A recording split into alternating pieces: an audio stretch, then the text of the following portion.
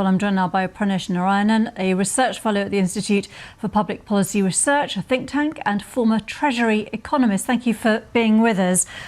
What would you expect that the next set of figures to yield, given the changes that have recently come in? So I'd say that, thanks to some of the global uncertainty that have been generated by the saga around tariffs and the impact of those, that we might expect GDP figures to be sort of less exciting next quarter. But I think we have had a strong showing this quarter, and we might see yet another surprise to the upside, given that actually the impact where we've ended up on tariffs is pretty close to where we were at the start. But given inflation, given still tariff uncertainty, given the national insurance changes here in the UK, what is the sort of initial outlook for the rest of the year or the next couple of years, do you think?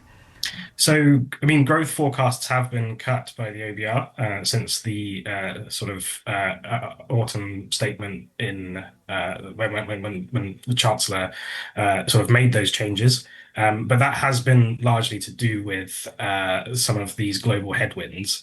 I would also say that the effect of additional public spending and public investment are also important to consider. These things may take a bit more time to actually feed through into the figures, but I would say that the outlook maybe over the next few months is quite uncertain. But if the government does commit to its program of public investment, I think that should be quite positive for the outlook overall. And we're expecting an industrial strategy. Is that going to be something that will people will feel the difference of, because the government has been in place since last summer?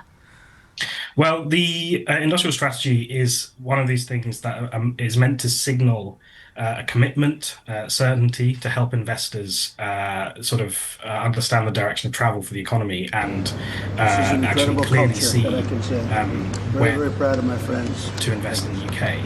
And so, in that sense, it's going to help with this is the first time they've closed the mosque for the day. Sort of priority sectors like manufacturing services that the government's identified.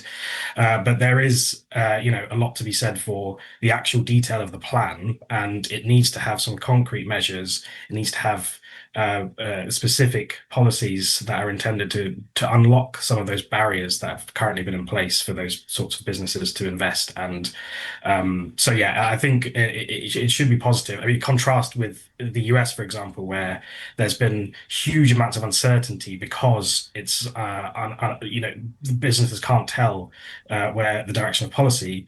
The industrial strategy in the UK should hopefully give businesses that level of certainty in the future direction of travel and make investment a bit more likely. Pranesh Narayanan, thank you very much indeed from the IPPR, and grateful to you for your time today.